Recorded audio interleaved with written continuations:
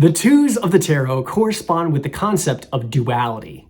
The suit of wands corresponds with the element of fire and has an esoteric meaning of action. So the two of wands represents the duality of action.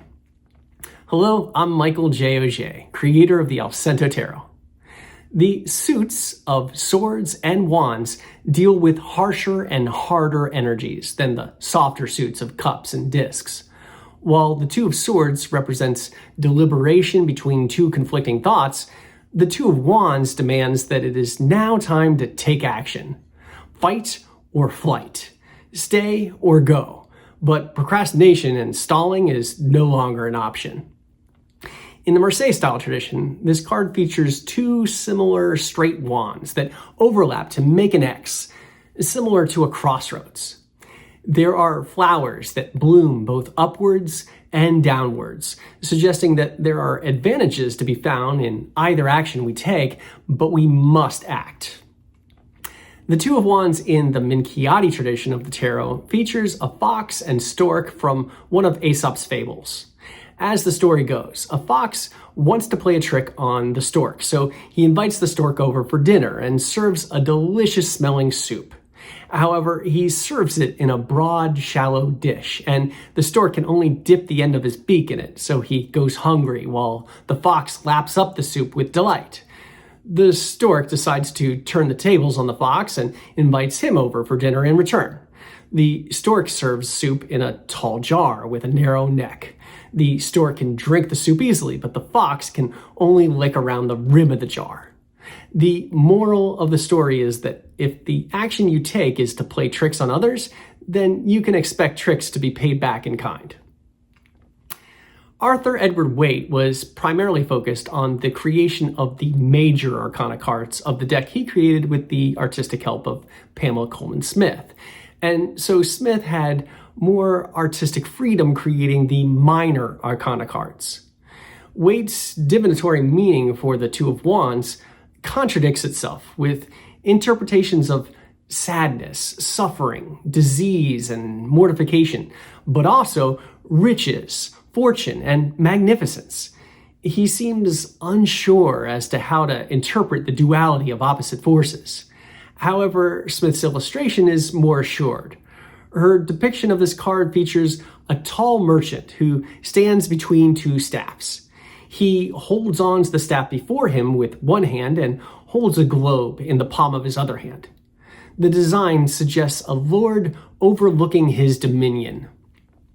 Authors Marcus Katz and Tally Goodwin suggest the design of this card shares a similarity to a watercolor illustration by British artist Sir Edward Burne-Jones titled Comes He Not?, which depicts a forlorn woman who stands on a battlement waiting for the return of a man. While it is possible this may have inspired Smith, the mood of Smith's piece is very different. The figure she illustrates is not sad, but stands tall in a confident pose. He looks out to sea as if plotting the start of a new adventure and deciding if today is the day he should set sail.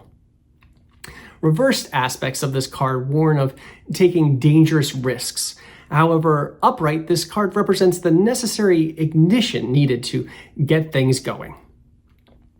The Thoth Tarot, created by Aleister Crowley and Lady Frida Harris, depicts a pair of crossed dorjes. Crowley explains the dorje is the Tibetan symbol of the thunderbolt, the emblem of celestial power, but more in its destructive than its creative form. Unlike the hilts of the Two of Swords that were decorated with doves and angelic figures kneeling in prayer to symbolize peace, the tops of these ones are decorated with demon heads and symbolize an energy that is aggressive and more on the wild side. Crowley emphasizes the fact that destruction may be regarded as the first step in the creative process. But this is a divine destruction and a realization of ideal will in its most exalted form. There are 6 flames that emanate from the center of the card, which alludes to the sun. The Thoth deck astrological correspondence for this card combines the confident and assertive qualities of Mars, together with the energy of Aries that launches us in new directions. These energies feed off each other and truly fires things up. And here's the Two of Wands from the Allcento Tarot. Similar to the depiction of the deck by Waite and Smith, a merchant is seen plotting his world domination. This lord sits between two flaming wands at a drafting table with notes and plans. A world of opportunity awaits, and now is the time for us to plot our course. Beside the table, there are flower pots of white lilies and red roses. These flowers represent aspirations and application of will. Beckoning boats and a lofty mountaintop can be seen in the distance. The energy of fire urges ideas into action. If we listen with a willing spirit, we will hear the voice of the superconscious. This is the same sweet sound that calls the young sailors.